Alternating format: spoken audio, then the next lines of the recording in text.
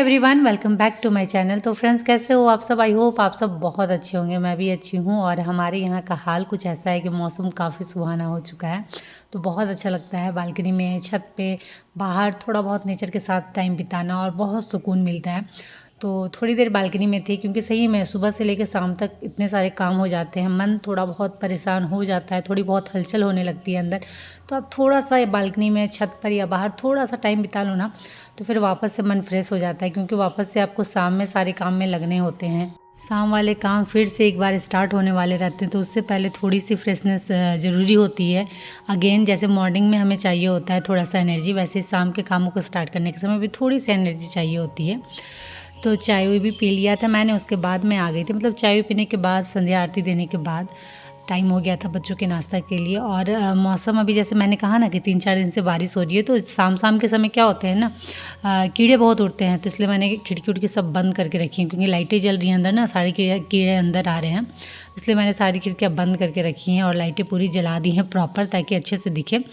और अभी तैयारी कर रही थी नाश्ता की, तो आज नाश्ता क्या बनाया जाए, क्योंकि डेली वही मुड़ी मैगी ये सब ही चल रहा था, और आज कुछ अच्छा खाने का मन कर रहा था। एक तो मौसम भी मेहरबान था, और कभी कभी लगता है कि कुछ अच्छा बना लिया जाए नाश्ता में। तो आज मैं बना रही थी पकौड़ी। तो पकौड़ी के लिए मैंने आज ये निकाला है प्याज, साग के जो नीचे वाले हिस्से रहते नहीं हैं, जिसमें छोटी छोटी प्याज रहती हैं, उन्हें मैंने निकाला था, क्योंकि इनको अगर आप पकौड़ों में ऐड करोगे ना, तो बहुत टेस्टी लगता है पकौड़े।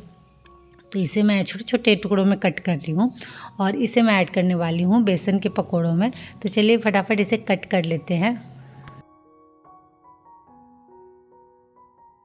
तो इन छोटे छोटे प्याज को कट करके मेरी हालत ख़राब हो गई थी, क्योंकि बहुत तीखे थे, और मतलब लहर रहे थे आँख से, पूरा आंसू प्रॉपर निकल रहा था। काफ़ी टाइम बाद प्याज काटने से मेरे आँखों में आंसू आ गए, क्योंकि ऐसे जो नॉर्मली हम प्याज मंगाते हैं उतने तीखे रहते नहीं हैं कि आँखों से आंसू आ जाए, बट ये छोटे प्याज बहुत ज़्यादा तीखे थे, प्रॉपर मैं रोने जैसे हो गई थी, आँख से पूरे टप टप आंसू छू रहे थे। तो चलिए प्याज तो मैंने कट कर लिया था, धो के मैंने रख दिया है साइड में। और कुछ आलू मैंने बॉईल किए थे पकौड़ी में ही डालने के लिए, और एक्स्ट्रा कुछ कर लिए थे कि सब्ज़ी बनानी हो तो आलू हमेशा बॉईल करके रखती हूँ, क्योंकि कभी ऐसा होता है ना कि लेट हो गया है, फटाफट कोई अच्छी सी सब्ज़ी बनानी है, तो आलू बॉईल रहते हैं, तो कुछ ना कुछ तो दिमाग में आ ही जाता है।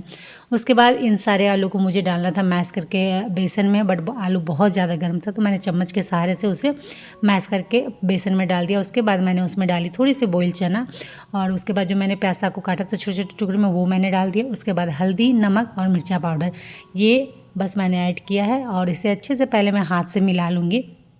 पानी अभी ऐड नहीं करूँगी, पहले हाथ से प्रॉपर इसे अच्छे से मिला लूँगी। आप चाहे तो किसी मतलब चम्मच उम्मच से भी आप मिला सकते हो, बट मैं हाथ से ही मिला रही हूँ, मुझे ज़्यादा अच्छा लगता है। उसके बाद हम थोड़ी थोड़ी पानी डाल के इसका घोल अच्छे से रेडी करेंगे, और जब ये एकदम परफेक्ट हो जाए कि हाँ पकौड़ी बनाने के लिए रेडी है, तो बस तेल गर्म करना है, और उसके बाद एक एक करके डाल देना है, और ये बहुत टेस्टी लगता है।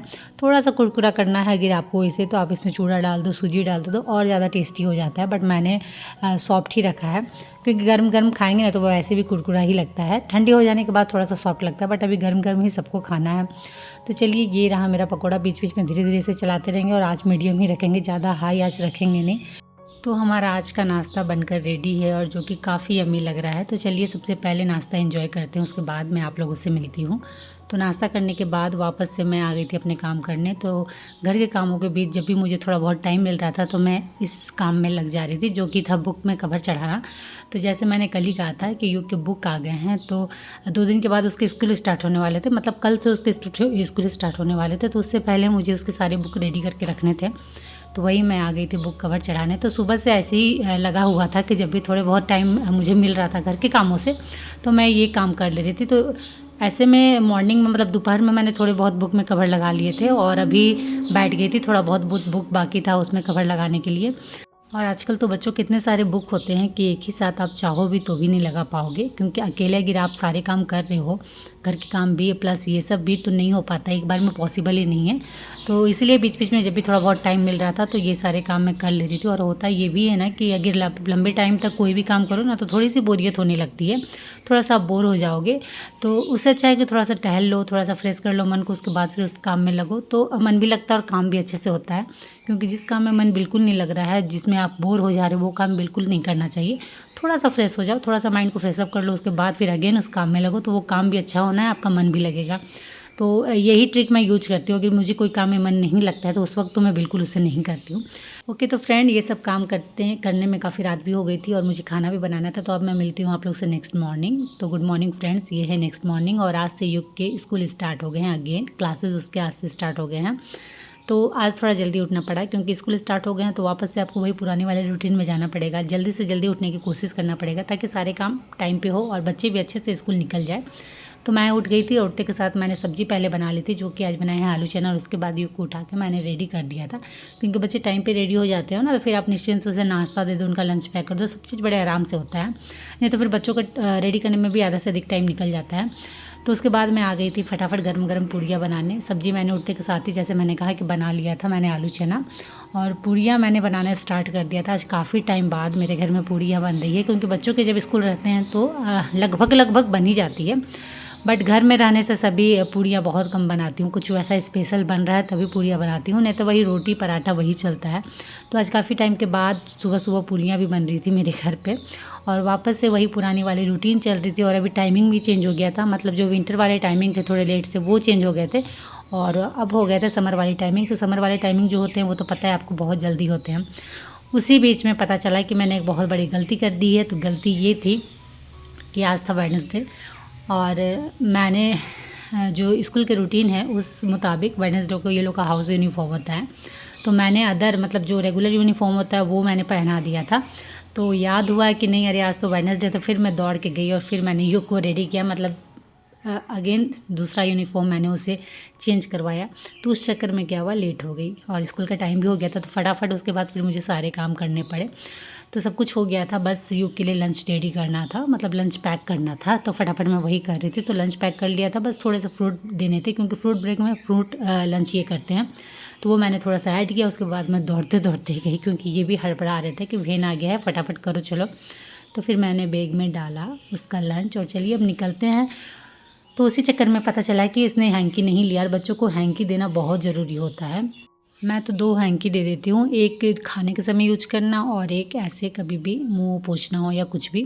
तो चलिए युग का टाइम हो गया था और अब नीचे चलते हैं हम। तो युग जा चुका था और उसके बाद वापस से मेरे बहुत सारे काम घर के जो क्लीनिंग डस्टिंग वाले हैं वो स्टार्ट होने वाले हैं। और अभी बाहर निकल के ना बड़ा अच्छा लगा, मतलब वापस से ताजगी आ गई है, इतना अच्छा बाहर का मौसम हो रखा था। तो फिर मैं अगेन ऊपर आ गई। तो सबसे पहले जो उसने ड्रेस चेंज की थी, जो यूनिफॉर्म उसने बदला था वो मैं सरिया लेती हूँ। सारा आयरन किया हुआ रखा हुआ था, बट मेरी गलती से मुझे 2 यूनिफॉर्म उसे तुरंत में चेंज कराना पड़ा। तो वो मैंने फ़ोल्ड करके वापस से रख दिया है।